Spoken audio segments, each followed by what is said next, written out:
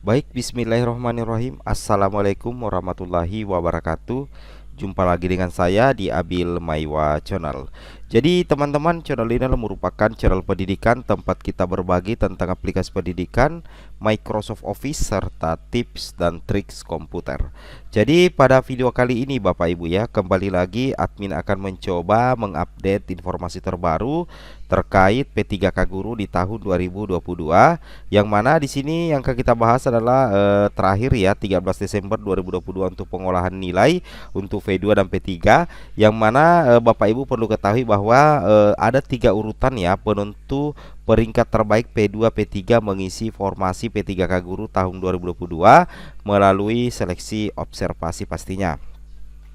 Tapi sebelum kita lanjut, bagi rekan-rekan guru yang baru pertama kali menemukan channel ini, silahkan tekan tombol subscribe ya dan aktifkan lonceng notifikasi agar setiap hari Bapak Ibu bisa mendapatkan update informasi terbaru dari kami.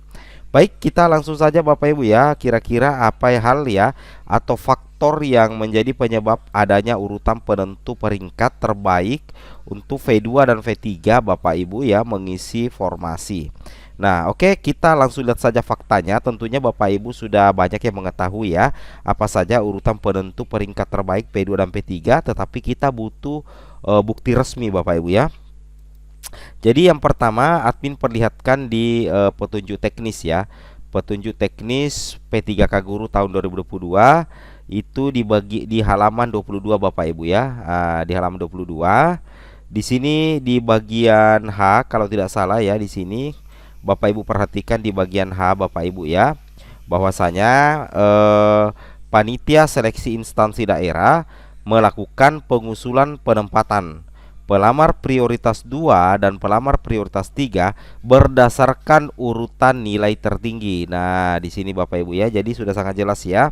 Hasil penilaian seleksi sebagai seleksi kompetensi sebagaimana dimaksud pada huruf G Bapak Ibu.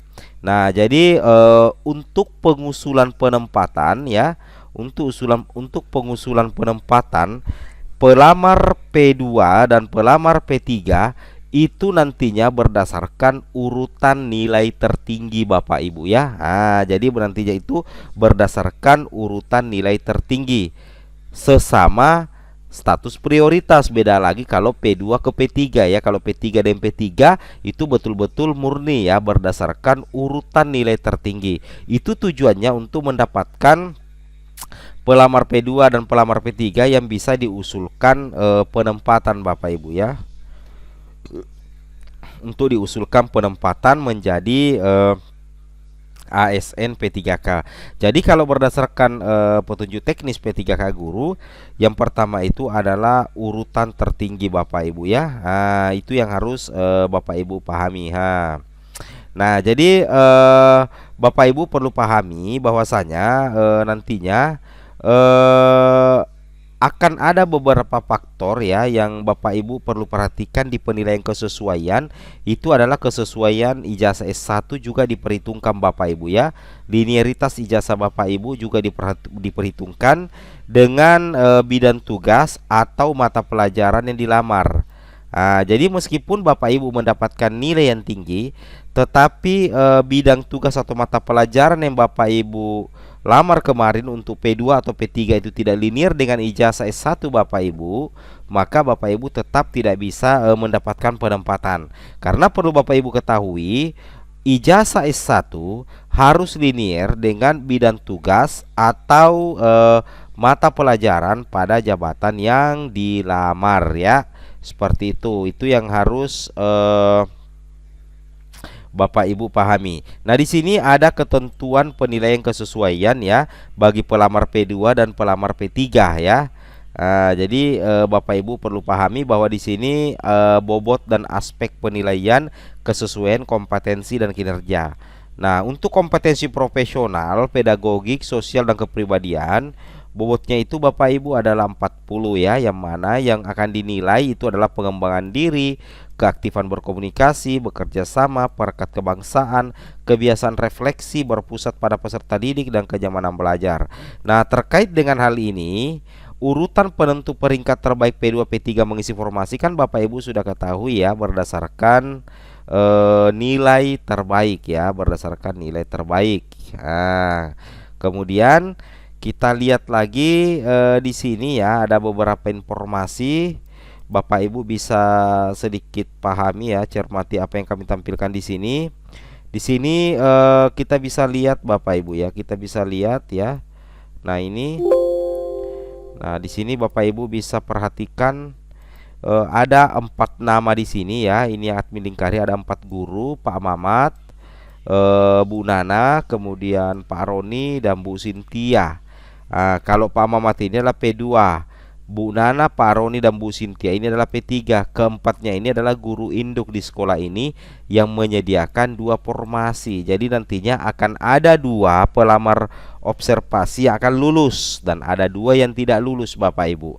Nah, berdasarkan ini kita ketahui bahwa untuk penentu kelulusan itu berdasarkan urutan nilai terbaik ya, atau istilahnya urutan nilai tertinggi. Kebetulan di sini nilainya ini sama semua Bapak Ibu ya, sama tinggi. Nah, apa yang terjadi? Kita lihat dulu statusnya, apakah ada P2? Ternyata ada P2 Bapak Ibu ya. Nah, P2 ini nantinya itu akan mengisi satu pos formasi, yaitu Pak Mamat Bapak Ibu. Karena dia adalah P2, maka otomatis dia akan mengisi satu formasi. Sedangkan yang 3 ini, Bu Nana, Pak Roni dan Bu Sintia, itu ketiganya ini adalah prioritas 3 Bapak Ibu ya. Jadi ketiganya ini adalah V3. Nah, kalau kejadiannya seperti ini, setelah nilainya seri, maka akan dilihat pertimbangan usia ya, usia dalam pekerjaan ya. Nah, ternyata usianya anggaplah Bu Nana ini usianya 40 tahun ya. Usianya Pak Roni 41, usianya Bu Sintia 41, atau Bu Nana juga 41. Ketiganya sama-sama umurnya dan bulannya juga sama, harinya juga sama ya. Anggaplah seperti itu. Maka nantinya akan kembali melihat lamanya masa kerja. Bu Nana kebetulan masa kerjanya anggaplah 12 tahun. Pak Roni 10 tahun, Bu Sintia 9 tahun. Nah, karena masa kerja dari Bu Nana ini lebih tinggi lebih lama daripada Pak Roni dan Bu Sintia, maka Bu Nana lah yang berhak untuk mengisi satu slot formasi setelah kita lihat perankingan berdasarkan 3 urutan pengisian formasi P2 P3 di P3K 2022 berdasarkan nilai akhir, usia dan masa kerja. Nah, seperti itu ya. Itu yang harus Bapak Ibu pahami dan Bapak Ibu cermati. Kemudian ada juga yang bertanya, apakah nantinya skenario penempatan itu ada sistem kunci mengunci formasi?